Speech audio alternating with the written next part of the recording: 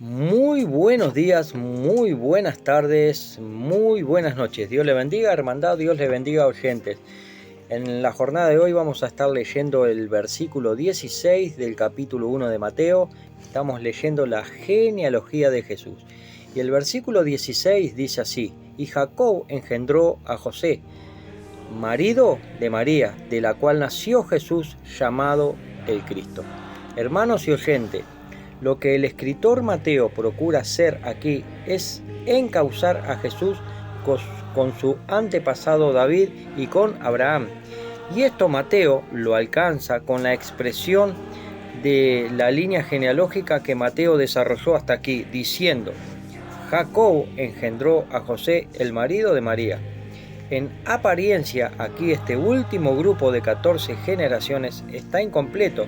Si recontamos a los antecesores hasta que regresaron de Babilonia, veremos que aquí, en este último grupo, hay 13 generaciones. Pues para esto, hermanos, se han sugerido algunas soluciones a tal enigma o a tal aparente discrepancia. Pues algunos dicen y consideran de que Jeconías podría considerarse espiritualmente como a dos personas. ¿Y por qué, se preguntará usted? Pues ya que en la vida de Jeconías hay un antes y un después, o sea, un antes que fue rebelde a Dios y que hizo que por su rebeldía fueran llevados al cautiverio hacia Babilonia. Y hay un después que vemos a Jeconías con arrepentimiento y la restauración de Dios sobre Jeconías, y el parcial cese de la disciplina de Dios que había establecido. Hermanos, hubo un erudito de las Escrituras que fue Guillermo Hendrickson, y escuchemos lo que este hombre escribió. Él dice lo siguiente: que hay muy buena razón para creer que Jeconías debe de ser contado dos veces. Primero, como el último de la segunda serie de 14, luego como el primero de la serie final. A primera vista, la decisión de contarlo dos veces podría parecer un método completamente inexcusable de liberarse de una discrepancia del Evangelio, que consiste en esto: que la tercera lista, que supone que al igual que las demás debería de tener 14 nombres, verso 17, tendría solamente 13. Sin embargo, un poco de estudio de lo que las Escrituras nos dicen sobre Jeconías pronto nos revela que se presentan dos cuadros agudamente contrastantes de la experiencia de vida de este rey Jeconías. En Segunda de Reyes, capítulo 24, verso 8 al 14, todo es oscuro, como se ha indicado sobre Jeconías. Se pronuncia la maldición de quedar sin hijos, Jeremías 22:30. En su encarcelamiento las cosas mejoran. Jeconías, el exiliado, tiene hijos, en uno de los cuales se continúa la línea mesiánica. Primera de Crónicas 3:17 al 18.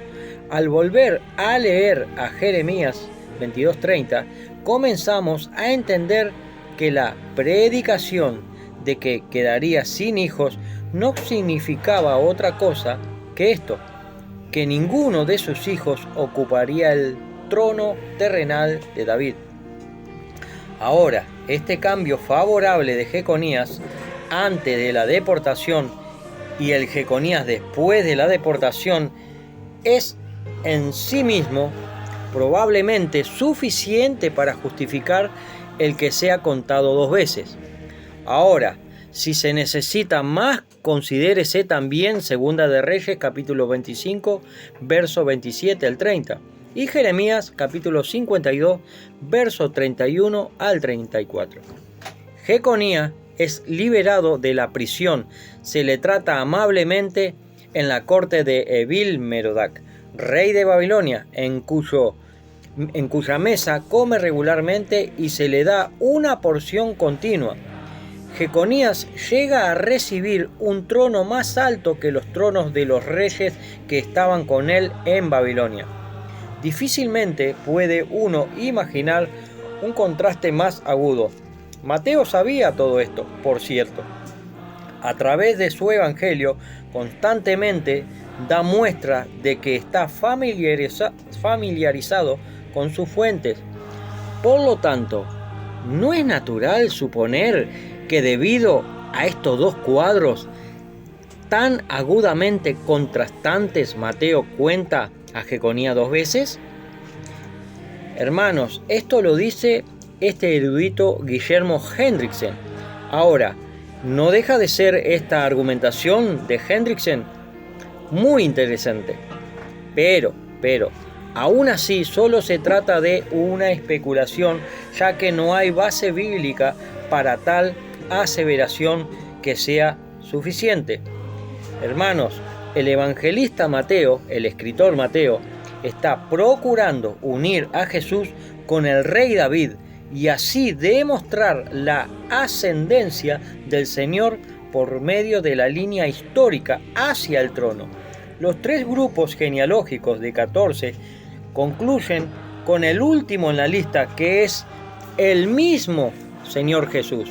Es decir, hermanos, desde Jesús, incluido el mismo Señor, hasta que regresaron de la deportación a Babilonia, hay 14 generaciones que el escritor Mateo plasma en la genealogía sin tener la necesidad, hermanos, de duplicar a ninguno de las personas que están plasmadas en la lista de Mateo.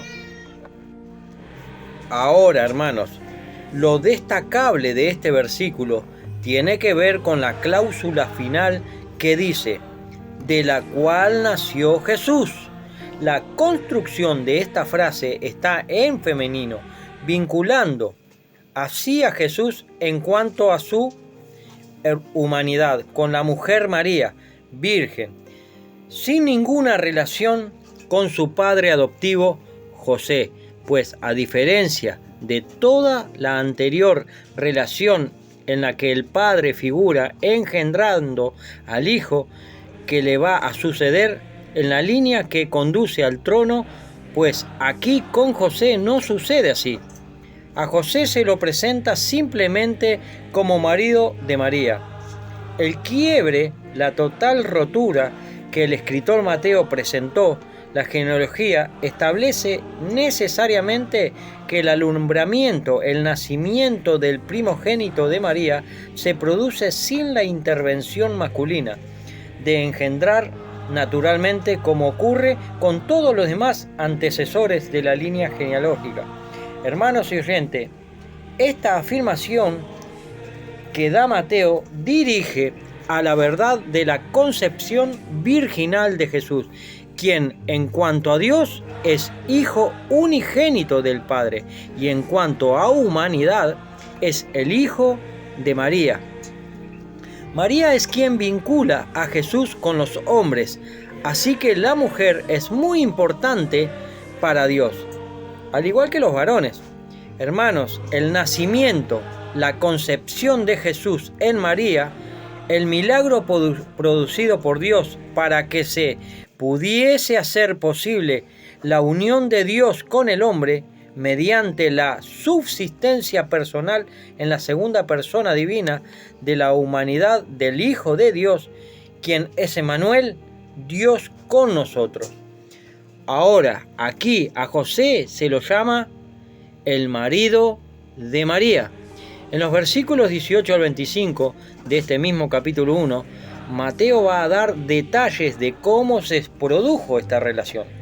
Hermanos, es necesario que prestemos atención al hecho de que José, el marido de María, no tuvo nada que ver con la concepción de Jesús. Hermanos, la antesala de la encarnación del Verbo de Dios se abre con la simple frase de este versículo. Hermanos y oyentes, el escritor, el evangelista Mateo, logra aquí demostrar que Jesús de Nazaret es el hijo del rey David y que es el hijo de Abraham y que es también el Cristo de Dios prometido y anunciado a Israel por los profetas. Ahora, hermanos, el versículo termina y concluye con la frase de la cual nació Jesús, llamado el Cristo. Cristo es un título que equivale a Mesías.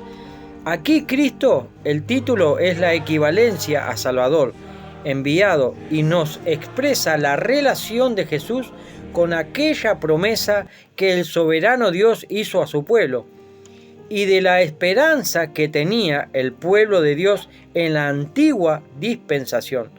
Los grandes anuncios y proclamas, o sea, los querigmas de Hechos, dan la perspectiva de esta esperanza. La esperanza tiene base histórica en los anuncios y hechos del pasado, en el pueblo escogido, elegido de Dios, y ahora ha llegado el tiempo de que se concrete esta esperanza, como dice Gálatas 4:4. Y en Hechos 3:18 dice lo siguiente: Dios ha cumplido lo que antes había anunciado por boca de todos sus profetas. Hermanos y oyentes, esta esperanza que el pueblo de Dios esperaba con expectación, la que produce en la historia un cambio radical en la humanidad. Esta esperanza no es solamente nacional, o sea, solo para Israel, sino que esta esperanza es universal. Hermanos y oyentes, esta esperanza no se trata únicamente de que el Mesías implantaría el reino y que cumpliría aquellas promesas que han sido dadas desde el mismo inicio de la historia. Los patriarcas y luego a David con relación al reino, sino de aquel que se hace en cada uno de los pecadores que recibe a Jesús esperanza de vida. Hermanos y oyentes, el cambio de esta esperanza es tan radical que el título de Cristo define especialmente y se une generalmente a Jesús, produciendo que la asignatura que trata y estudia la persona y obra de Jesucristo se le llama Cristología, y a aquellos que están vinculados a Cristo por fe se les llama cristiano.